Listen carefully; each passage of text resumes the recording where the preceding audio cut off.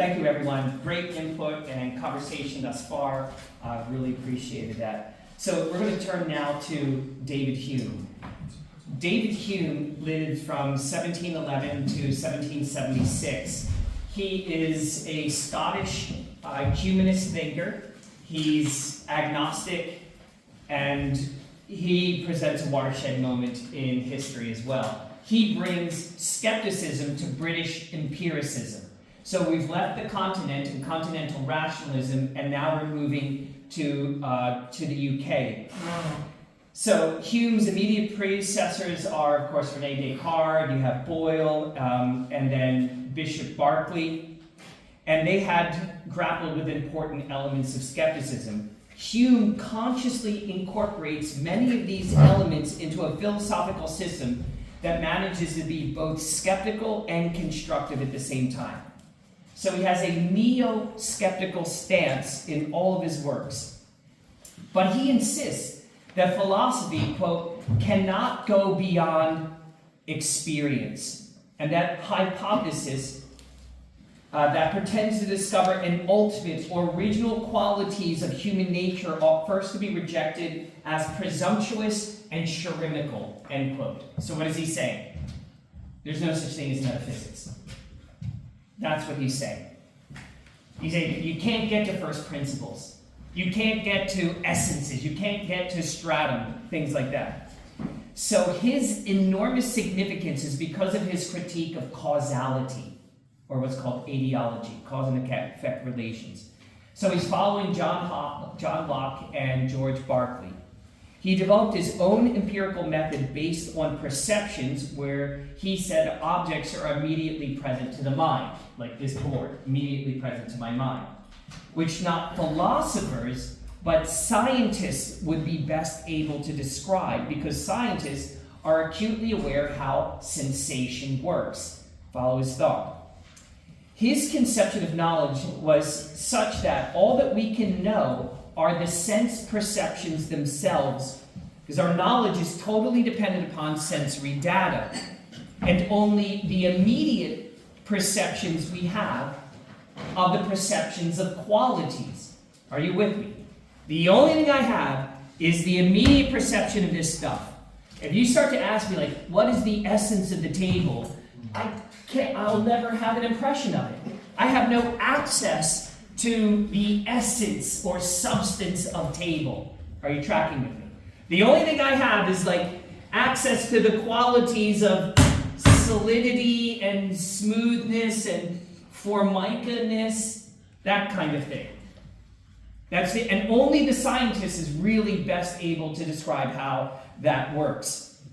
So, he says, in his skepticism, you know what the problem has been in the past is people taking the idea of cause and effect relations and working backwards to assume that there is such a thing as substance and essence. Can you dig what I'm saying? And he's saying, no, all that we have are the things themselves.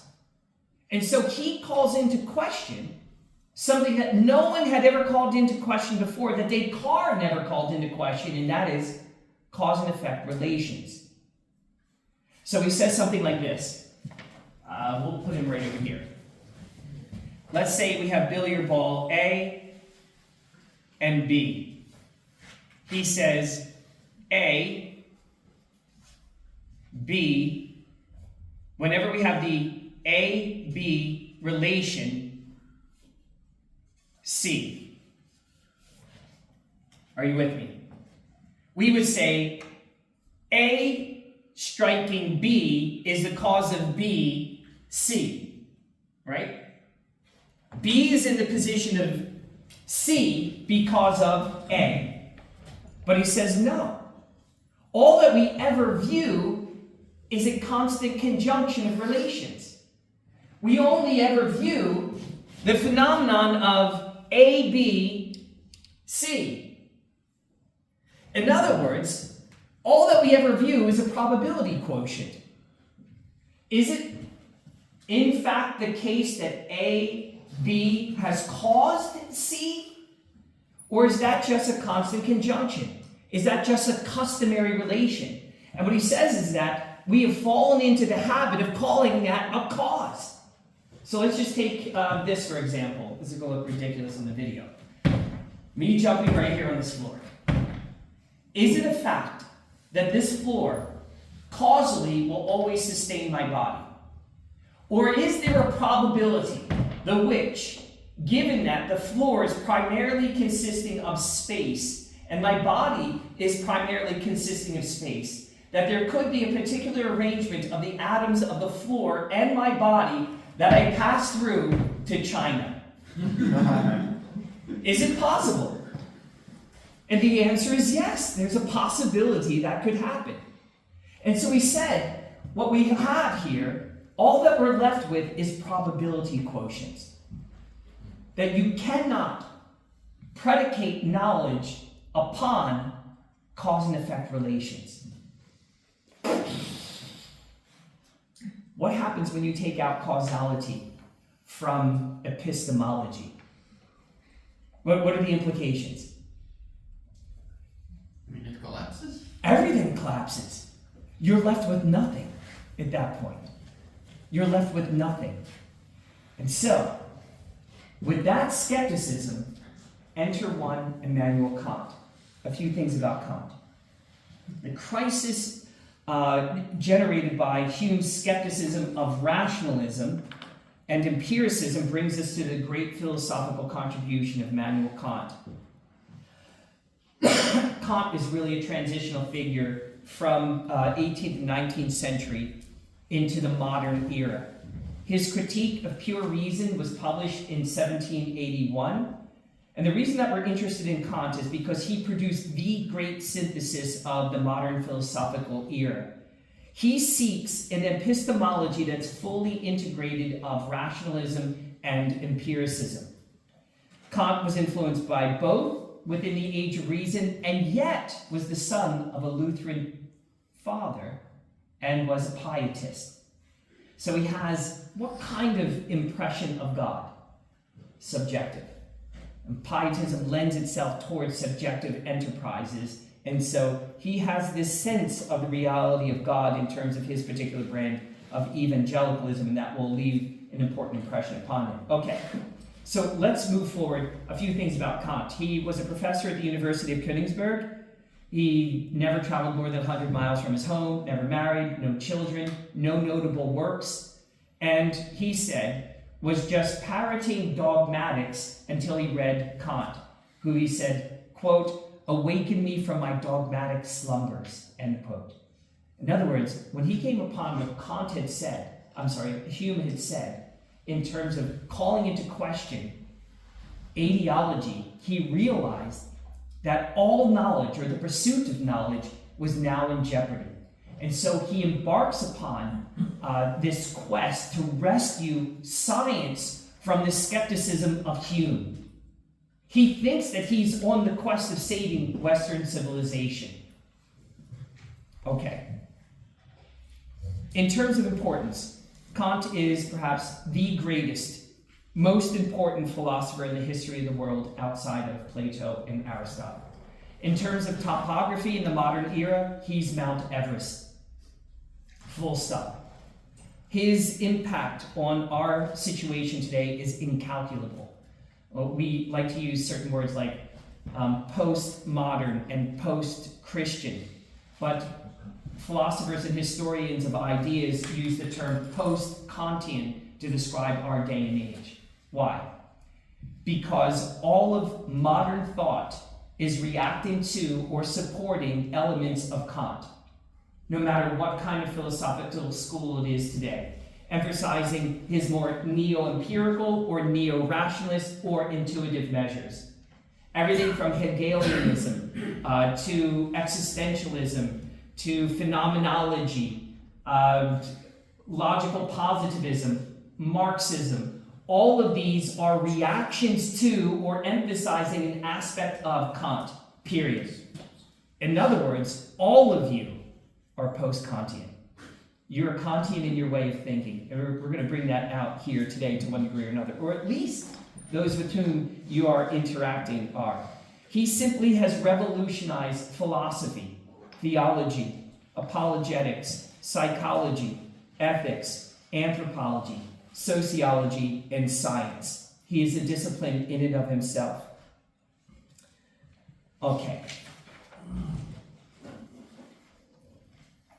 So, we've had this divide, if you go all the way back to the time of Heraclitus and Parmenides, where you have Heraclitus emphasizing change and becoming, and Parmenides emphasizing permanence and being, which divide themselves up more into rational and empirical and rational elements, and this tension of thesis, antithesis throughout the history of the world. Are you with me? Okay. Kant is the great synthesizer. He brings these two elements together. And so from him is a spectrum of all kinds of philosophical thoughts. German idealism, as we've mentioned, voluntarism, such that we get with Schopenhauer, phenomenology, like with Husserl, existentialism, Nietzsche, Kierkegaard, Sartre, Camus, the whole gamut there. But also a line of pragmatism, a line of relativism, and even pluralism. Okay.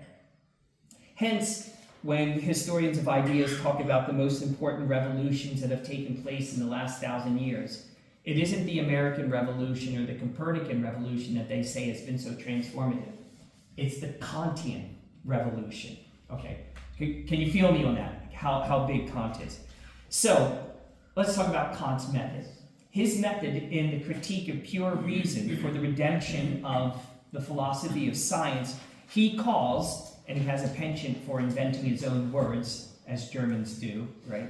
They just kind of cobble words together like, oh, that's a new word. That's it. For everyone else, that's a sentence. He calls it the transcendental method.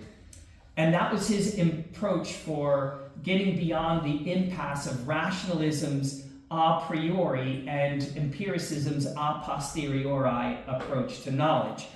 The transcendental method doesn't mean, like the Maharishi Mahesh Yogi above and beyond. What he means is to transcend the problem, to just go above the problem. And he says this.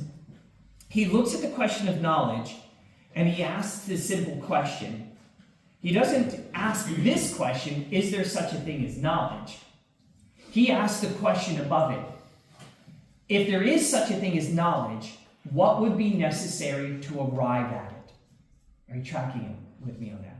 It's brilliant. He goes back one step. And so he says, yes, let's take a look at what's necessary at the arriving of knowledge. And so he comes to the conclusion, fast forwarding a little bit, that both sensory data and mental processes are necessary.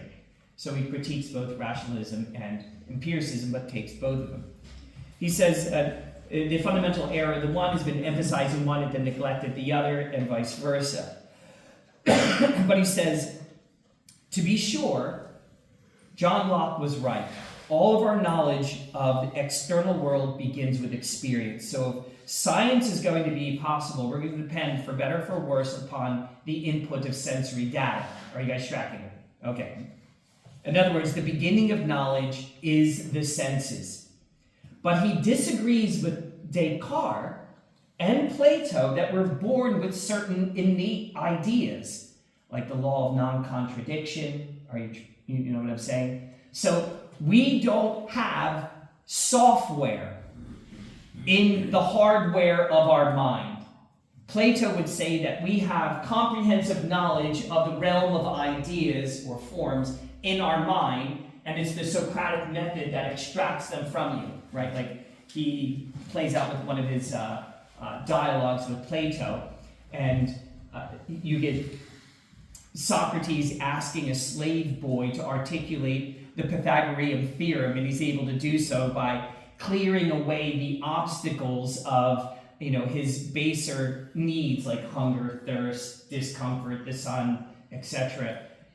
Why? Because everyone has comprehensive knowledge from the realm of ideas. Not so, says Kant. No, we do not have software in our mind. Instead, he says we have categories. We have categories of the mind, and that's represented by this grid. These categories detect things like rapidity, texture, modalities. They are the categories of the mind.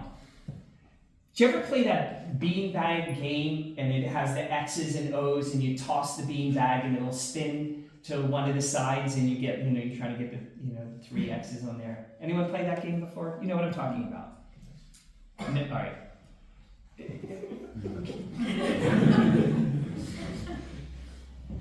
It's basically some input comes and it turns a style. And that style triggers something. Kind of like when you go to the ballpark, football pitch, hockey rink. All right, now I'm in Latvia. And you go through the turnstile and it clicks, right? And it signals that a person has passed through and it calculates a number. That's what these categories of the mind are like. Certain data will click or press through and signal something. It detects a particular thing. Yes? Like a neural pathway? Yes. Good. But you must think of it more like a grid. Philosophers have called this Kant's sausage grinder. So you have raw data that comes in through the senses. So these are the 5 or 6 senses. Balance is a kind of sense. So through the senses come in, this big ear represents the senses. Raw data comes in. They're distinguished through 2 filters. These filters are something epistemologically new that Kant adds, and he calls them pure intuitions of time and space. And they're called pure intuitions because of a couple of things. One, what is it like to experience pure space? What is the sensation of pure space? To experience space is to experience what? Nothing. And what's the difference between experiencing nothing and having no experience? There's no difference, right? So he says we don't ever experience pure space. And likewise with respect to time. Time, what does a moment smell like, or look like, or feel like? Do you see what I'm saying? So he says no one has an empirical experience of time. We have no knowledge of time. However, based upon the principles of pure reason, we cannot distinguish things without this filter of time. And so he says time and space, although we never experience these things, these are necessary filters of the mind in order to distinguish raw data. Because if all we had was the raw data and we could not distinguish things through things like, think of music, time, the beat, the measure itself. If we could not differentiate based upon principles of time and space, it would just be cacophonous. But instead it comes out euphonous. But is it externally out there euphonous? Or is it my mind as it passes through the filters of time and space, of which there's no objective reality because we've never experienced pure time and pure space? Are you with me? They must be in the mind of the mind. They're differentiated here, pushed through the grid, that experience, and what comes out here is knowledge. Are you with me? So this is really actually ingenious. He's saying, we have an experience, it's filtered through here, pressed through this, and what comes out the end is something knowable. And now here becomes the big question. This is actually the $64,000 question for Kant. Is this the same as this? Does what's in my mind correspond with reality? Not necessarily, I don't think so. And that's the right answer. He's actually agnostic about it. And so he does something that is a watershed in the history of the philosophy of ideas. And that is, he says, truth, which used to say, this corresponds to that what's in my mind corresponds to reality, truth equals reality. That's the way that we think as Christians, don't we? Truth corresponds to reality. He says, no, truth is now a judgment. Truth is a judgment. And we have to make a particular kind of judgment. And there's different types of judgments. One is an analytical judgment, like we would analyze language. Another would be synthetic kind of judgment, where a new input is given and then we have to make an evaluation. An analytic one would be like, Bill is a man. A synthetic judgment would be, Bill is rich. Now, rich is a certain kind of judgment that we need to make there. And so, truth becomes a judgment. Who is making the judgment? You. You are. Can you see how we've just built upon the principles of Descartes? We've rendered it subjective. Now, this becomes really important. So he's talking about, he's added a new category called intuition. These pure intuitions that are here of time and space. We have judgments that are a priori, before experience. Then we have judgments that are after experience. And that is really serviceable to science. The a posteriori judgments.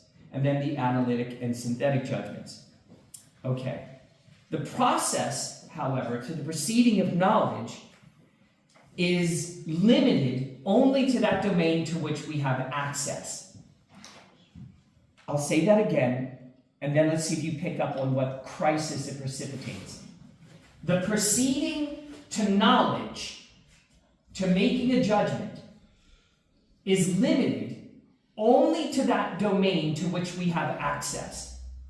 What is the domain to which we have access only and exclusively? The mind. Yeah, the empirical world. Yeah, great, David. Only here. This precipitates a crisis with respect to what discipline? Epistemology. Yes, and particularly what domain? Metaphysics. Yes! Who said it? Well done. Let's give him a hand. You nailed it right. This precipitates a crisis in metaphysics and theology because we do not have access to metaphysics and theology. So if we were to try to capture the agnosticism of Kant with respect to theology and philosophy, he would say that you cannot get from here to there. You can't get from, as Lessing would say, you cannot get from the contingent facts of history to the eternal truths of God. We can't get from here to there. And even if we could, it would be presumptuous to assume that the principles of causality apply there. Because we would have what? No knowledge of that, no experience of it. So it's double removed. Not only do we have no access and all knowledge is limited here, that even our talk about God or spiritual things is itself predicated upon causal principles to which we don't even know if they apply, even if there is such a thing. Do you understand what I'm saying? Because of this thinking, the study of theology plummeted. And all of natural theology disappeared. In fact, today, I don't know that I can name the leading natural theologian. The last one to die was R.C. Sproul. Before him, John H. Gerstner. Now, who is there today? Who's the leading natural theologian who's, making great apologetics for the knowledge of God in nature? Cricket. Why? Kant destroyed it all.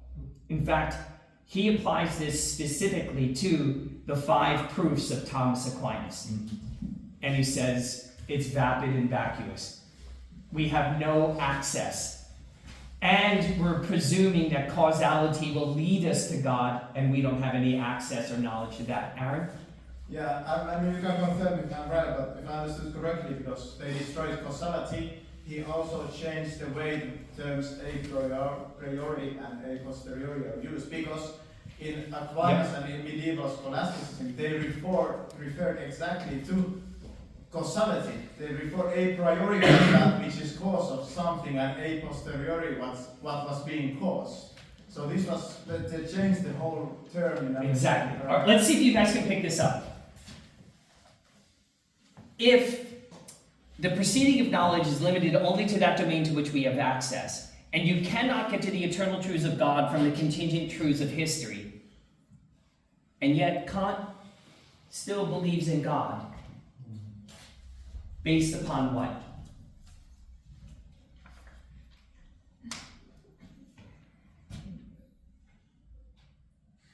What tradition does he come from? Motion. So he still believes in God, and his basis for believing in God is what? His feelings. The stars above and the moral within. Yeah. Sentiment. Sentimentality. That's it.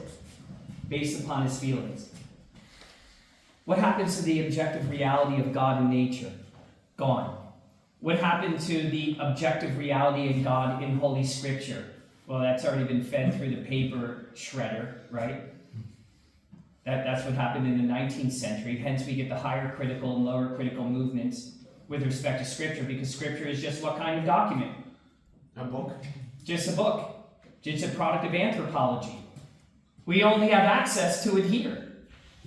And hence you get the likes of Bart Ehrman, who just goes and picks out every errata and corrigenda in it and says, there are more errors in the New Testament than there are words, right?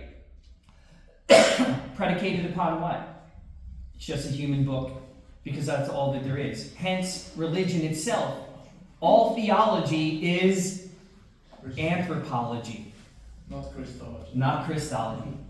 All theology is Christology. So we have a radical turn inward with respect to the knowledge and knowability of God. What is the next movement that arises in terms of religion, particularly as you see it in Germany and in the UK? Romanticism. Romantic notions. The sense impression you get of looking upon the garden. And he walks with me and talks with me in the garden. Who's Andy? What's that? Who's Andy? Andy? Oh, did I? Oh, and he. Okay. So this is what Kant says. Since the proceeding of knowledge is limited only to that domain to which we have access, he creates what's called the Kantian divide. The Kantian divide. Francis Schaeffer called this the line of despair. And so, for Kant, there are 3 things to which we do not have access and therefore do not have certain knowledge. God, the self, and the Dinge an sich in German, things in itself, essences. Are you with me? We have no access to those things. And so he says to scientists, stop pursuing this because you only become more and more speculative. Focus on the domain to which you have access. Hence, the sciences have become profoundly pragmatic and devoid of ethics today.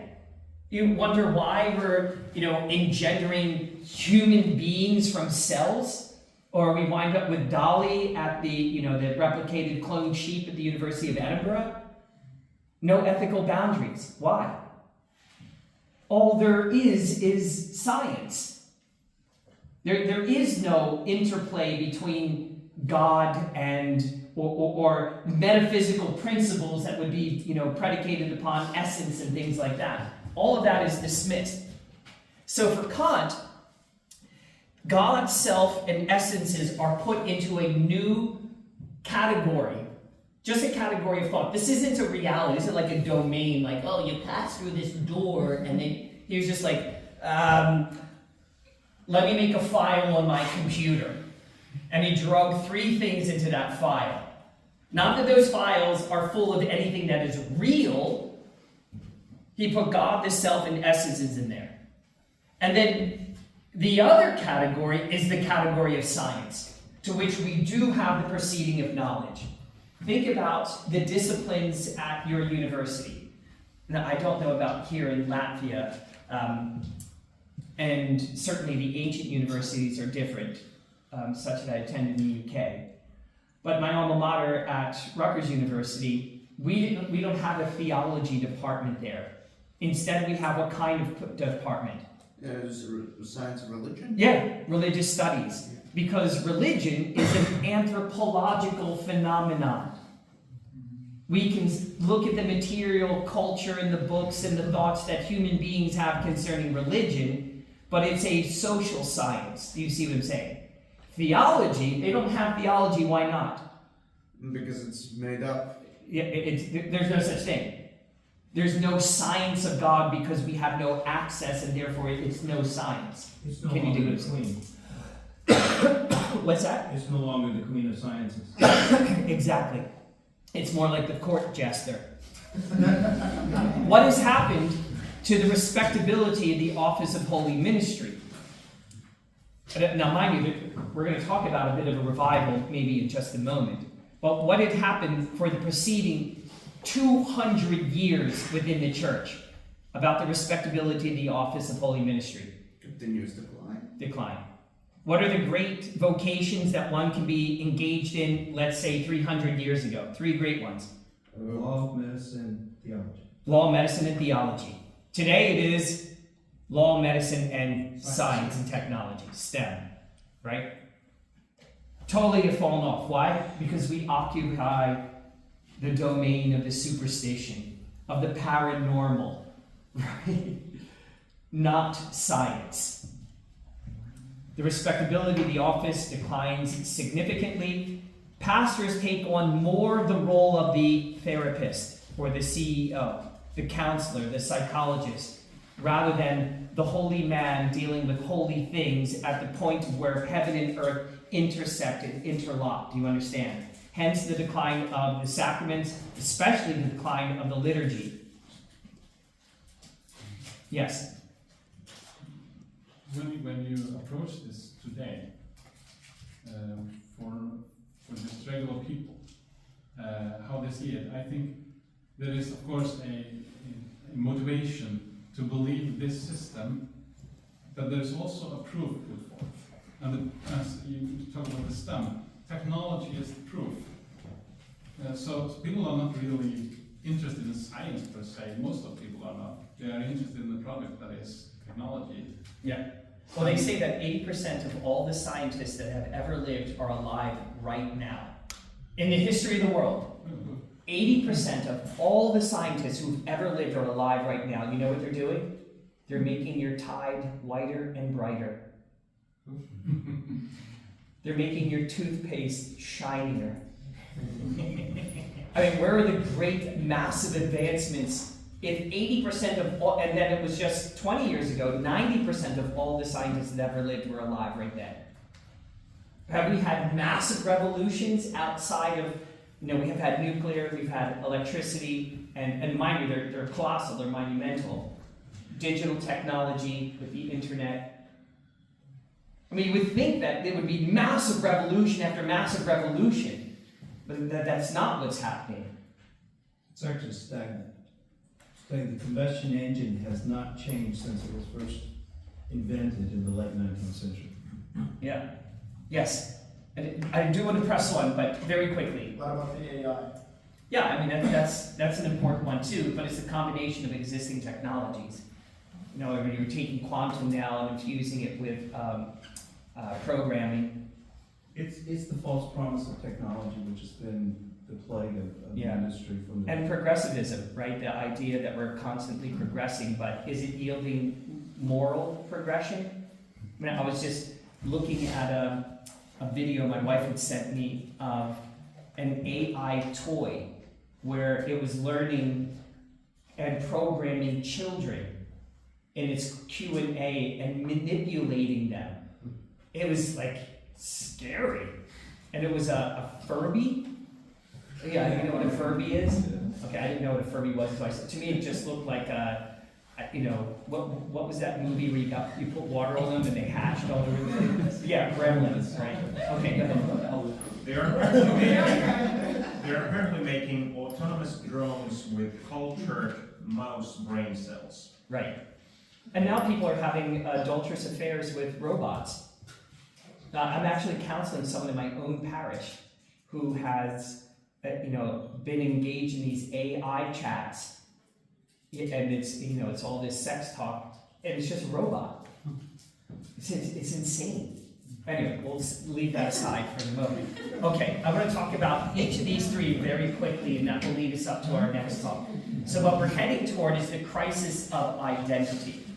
And the crisis of identity is going to be bound up with the problem of these three being put into the noumenal realm and not being able to get from here to there. You can't get from the contingent truths of history. You can't get from physics to metaphysics. You can't get from the visible to the invisible. You can't get from matter to spirit. You cannot get from man to God, from earth to heaven. Are you with me on this? From time to eternity. This is the line of despair. So what about each of these? Well, let's start with essences. Kant assumed that there was some kind of substratum of reality beyond human perception, and that there were real essences for Plato, ideals, and for Aristotle, an essence inheres within a substance, and that things have being. What he says is that we never actually have a perception of them. There's no sensations of essence or being. All that we perceive are the external manifestations of these things, and so we cannot know what an essence is. In fact, we cannot even know that there is an essence that underlies these things. Now, he doesn't mean that he did not believe in these things. He's just saying that we cannot know them, and that science needs to stay away from them because they only become more speculative. All right. Now, what about the self? Kant, and this is one that's really interesting because the existentialists, they really don't care about this one, but they threw down, they wanted to make sure that this part was salvaged, the self. So Kant says this, okay, all that I ever experience are these external things of like moving hands and fingers and baldness in this life.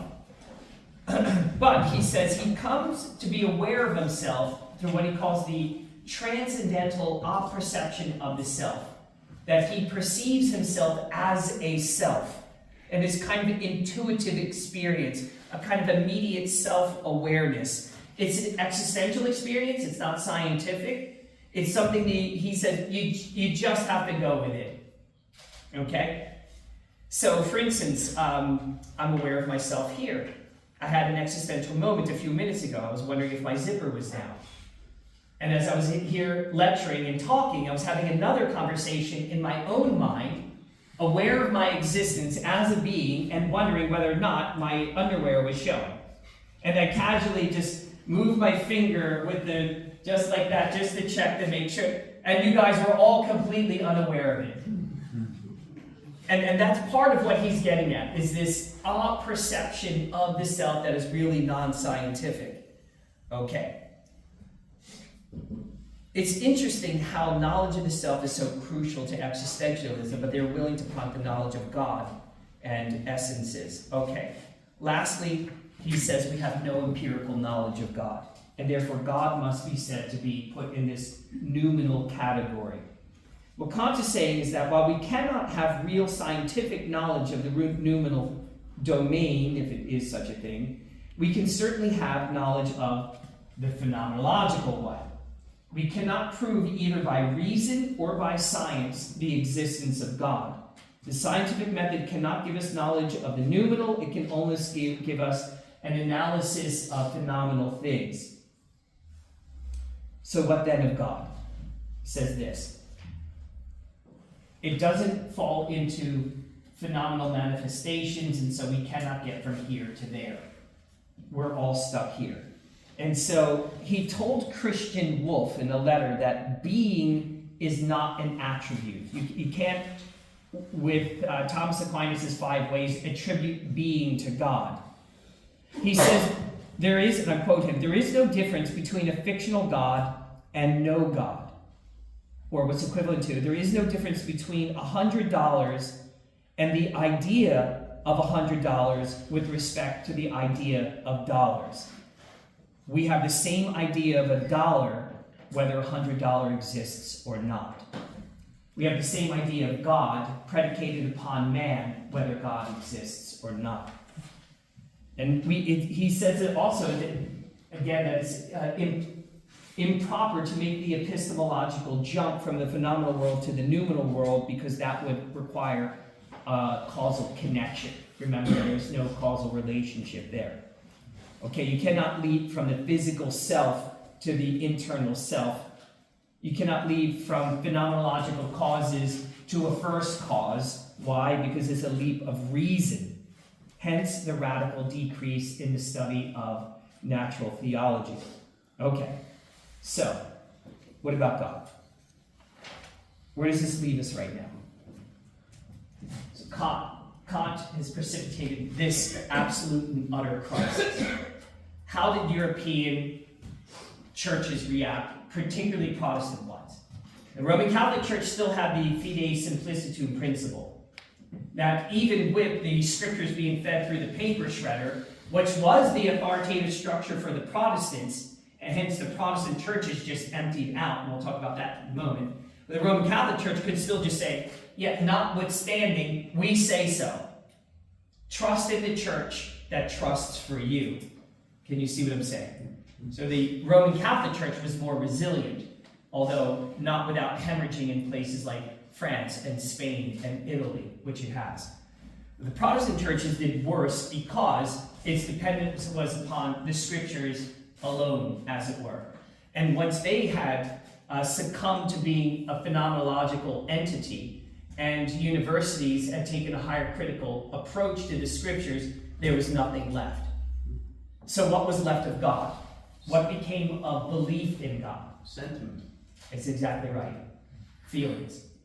And so even theology was not something that could be dogmatically asserted like from the scriptures, because after all, it's unlikely that Paul wrote 1st and 2nd Timothy, so let's ordain women. And this other bit has been interpolated, and someone had redacted this bit here, and who knows if that long ending of Mark belongs there or not. So you just slide your tray along the cafeteria line of theology, and you take the savory bits and you leave the unsavory bits, like judgment and divine wrath and consequences, so that you wind up with the kind of modern church that we have today, which is God is nice, I'm nice, please be nice.